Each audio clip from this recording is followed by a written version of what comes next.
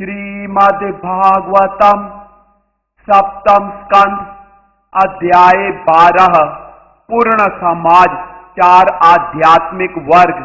नारद मुनि ने कहा, विद्यार्थी को चाहिए कि वह अपनी इंद्रियों पर पूर्ण संयम रखने का अभ्यास करे।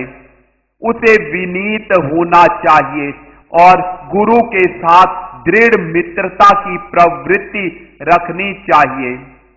ब्रह्मचारी को चाहिए कि वह महान व्रत लेकर गुरुकुल में केवल अपने गुरु के लाभ के हेतु ही रहे। दिन तथा रात्रि के संधि काल में अर्थात प्रातः काल तथा संध्या समय उसे गुरु, अग्नि, सूर्य देव तथा भगवान विष्णु के विचारों में लीन रहना चाहिए और गायत्री मंत्र को जपते हुए उनकी पूजा करनी चाहिए। गुरु द्वारा बताए जाने पर विद्यार्थी को चाहिए कि वह उनसे नियम पूर्वक वैदिक मंत्रों का अध्ययन करे। शिष्य को प्रतिदिन अपना अध्ययन प्रारंभ करने के पूर्व तथा अध्ययन के अंत में अपने गुरु को सादर नमस्कार करना चाहिए। अपने हाथ में शुद्ध कुश घास लिए हुए ब्रह्मचारी को मूंज की मेखला तथा मृग छाला का वस्त्र पहनना चाहिए। उसे शास्त्रोक्त विधि से जटा रखनी चाहिए, दंड धारण करना चाहिए, कमंडल लेना चाहिए और यज्ञोपवीत धारण करना चाहिए। ब्रह्मचारी को सुबह शाम भिक्षा मांगने के लिए बाहर जाना चाहिए और जो कुछ भी भिक्षा में मिले उसे लाकर गुरु को दे दे। वह तभी भोजन करे जब गुरु उसे भोजन करने का आदेश दे। अन्यथा यदि कभी गुरु आदेश न दे तो वह कभी कभी उपवास करे। ब्रह्मचारी को सदाचारी तथा शिष्ट होना चाहिए। उसे न तो आवश्यकता से अधिक खाना चाहिए, न संग्रह करना चाहिए। उसे सदैव क्रियाशील तथा पटु होना चाहिए और गुरु तथा शास्त्रों के आदेशों में पूर्ण विश्वास रखना चाहिए। उसे अपनी इंद्रियों पर पूर्ण संयम रखते हुए स्त्रियों से या स्त्रियों के वशीभूत पुरुषों से उतनी ही संगति करनी चाहिए जितनी की आवश्यक हो।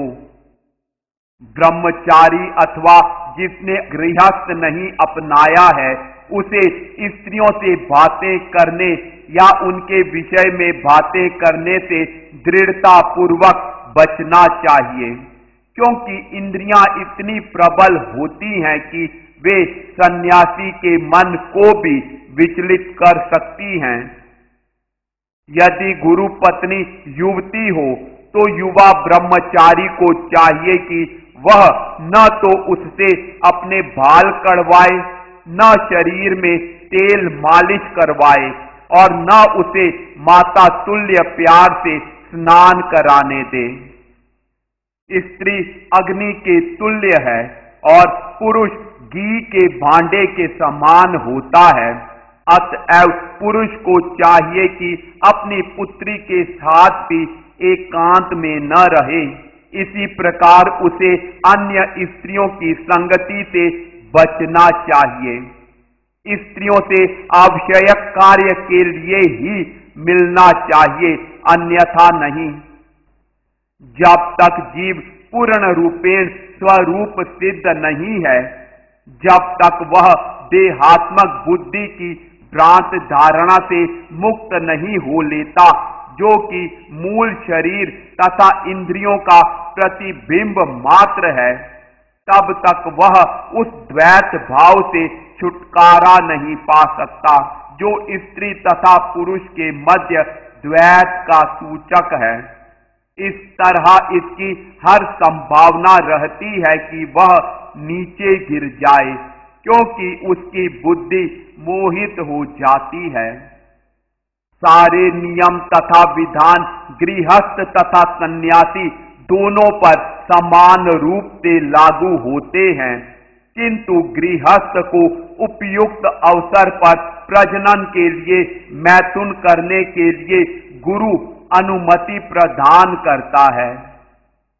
ब्रह्मचारियों या उन गृहस्थों को जिन्होंने उपर्युक्त विधि से वर्णित ब्रह्मचर्य व्रत धारण कर रखा है, उनके लिए आंखों में सुरमा या अंजन लगाना, सिर में तेल मलना, हाथ से शरीर की मालिश करना, स्त्री को देखना या उसका चित्र बनाना, मांस खाना, शराब पीना, शरीर को फूलों के हार से सजाना, शरीर में इत्र फुलेल लगाना या शरीर को आभूषणों से अलंकृत करना मना है। उन्हें इन सब का परित्याग करना चाहिए। उपर्युक्त विधि विधानों के अनुसार द्विज को ब्राह्मण, क्षत्रिय या वैश्य को गुरु के संरक्षण में गुरुकुल में निवास करना चाहिए। वहां उसे वेद, वेदांग तथा उपनिषदों का अध्ययन अपनी क्षमता तथा सामर्थ्य अनुसार करना चाहिए।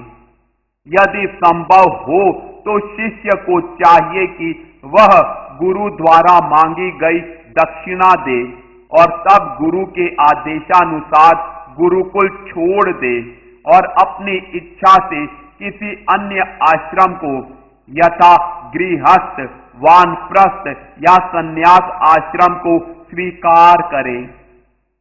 मनुष्य को इसकी अनुभूति करनी चाहिए कि पूर्ण पुरुषोत्तम भगवान विष्णु एक ही साथ अग्नि, गुरु, आत्मा तथा समस्त जीवों में सभी परिस्थितियों में प्रविष्ट हैं और नहीं भी हैं। वे प्रत्येक वस्तु के पूर्ण नियामक के रूप में बाह्य तथा आंतरिक रूप से स्थित हैं।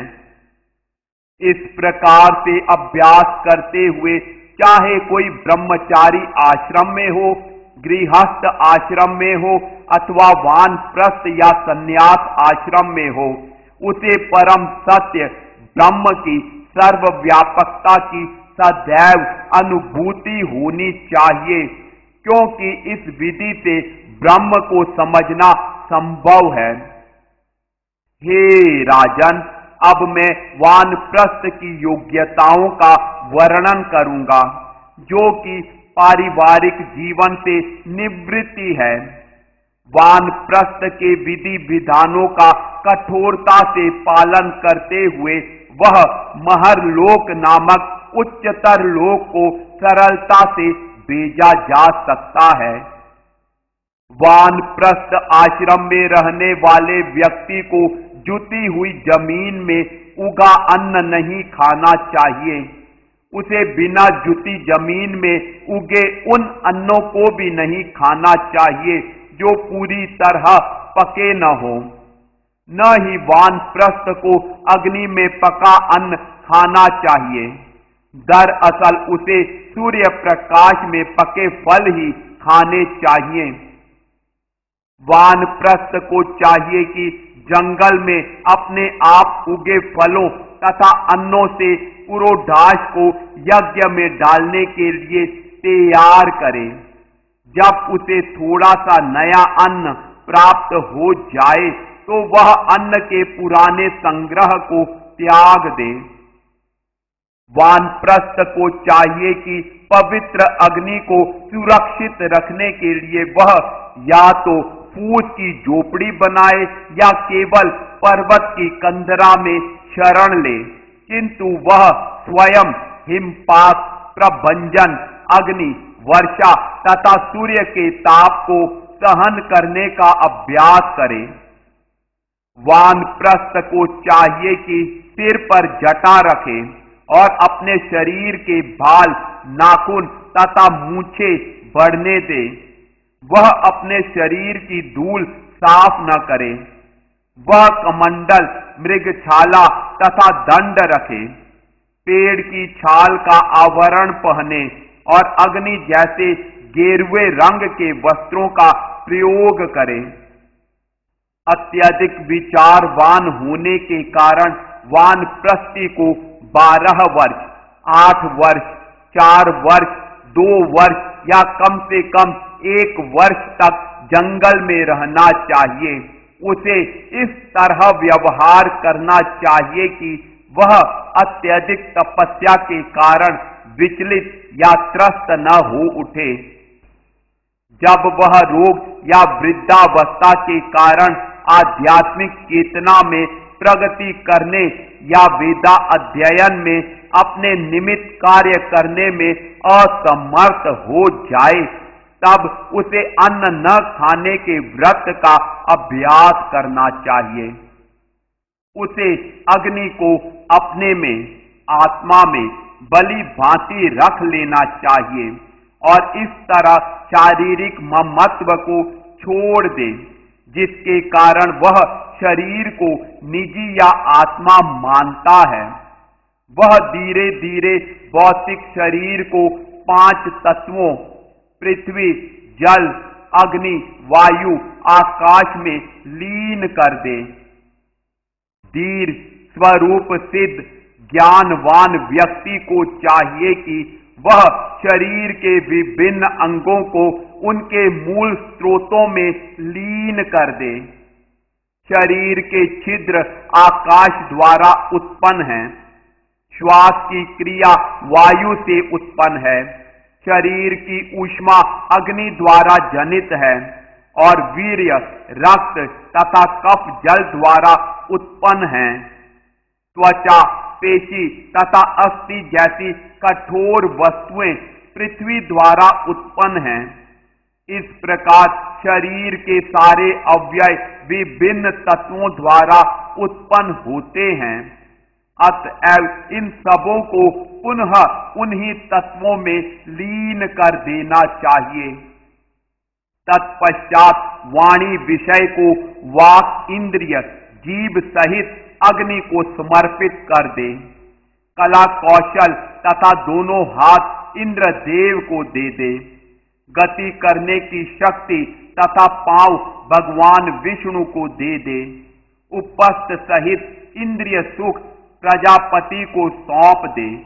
गुदा को मल्लोत्सर्ग क्रिया सहित उसके असली स्थान मृत्यु को सौंप दे। ध्वनि कंपन समेत श्रवणेन्द्रिय को दिशाओं के अधिपति को दे दे। स्पर्श समेत स्पर्शेंद्रिय वायु को समर्पित कर दे। दृष्टि समेत रूप को सूर्य को सौंप दे। वरुण देव समेत जीव जल को दे दे तथा दोनों अश्विनी कुमार देवों सहित घ्राण शक्ति पृथ्वी को अर्पित कर दे। मन को मनोरथों समेत चंद्र देव में लीन कर दे। बुद्धि के सारे विषयों को बुद्धि समेत ब्रह्मा जी में स्थापित कर दे। मिथ्या अहंकार जो प्रकृति के गुणों के अधीन रहता है और मनुष्य को यह सोचने के लिए प्रेरित करता है, मैं यह शरीर हूं और इस शरीर से संबंधित प्रत्येक वस्तु मेरी है, उसे भौतिक कार्यकलापों समेत मिथ्या अहंकार के अधिपति रुद्र में लीन कर दे। भौतिक चेतना को विचार के लक्ष्य समेत प्रत्येक जीवात्मा में और भौतिक प्रकृति गुणों के अधीन कर्म करने वाले देवताओं को विकार युक्त जीव समेत पर ब्रह्म में लीन कर दे।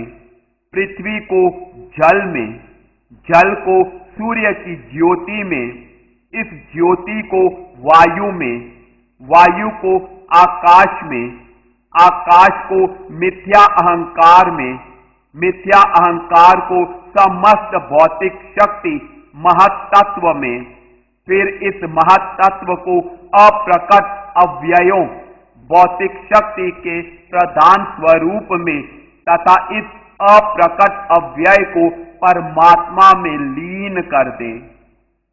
जब इस तरह सारी भौतिक उपाधियां अपने अपने तत्वों में मिल जाएं, तो जीव अंततोगत्वा पूर्णतया आध्यात्मिक हो जाता है और गुण में परम पुरुष जैसा। इस संसार से वह उसी तरह अवकाश ले ले जिस प्रकार काठ के जल जाने पर उससे उठने वाली लपटें शांत हो जाती हैं। जब भौतिक शरीर विविध भौतिक तत्वों में लौट जाता है तो केवल आध्यात्मिक जीव बचता है। यही ब्रह्म है और यह गुण में पर ब्रह्म के तुल्य है। इस प्रकार श्रीमद् भागवत के 7वें स्कंद के अंतर्गत पूर्ण समाज 4 आध्यात्मिक वर्ग नामक 12वें अध्याय के भक्ति वेदांत तात्पर्य पूर्ण हुए।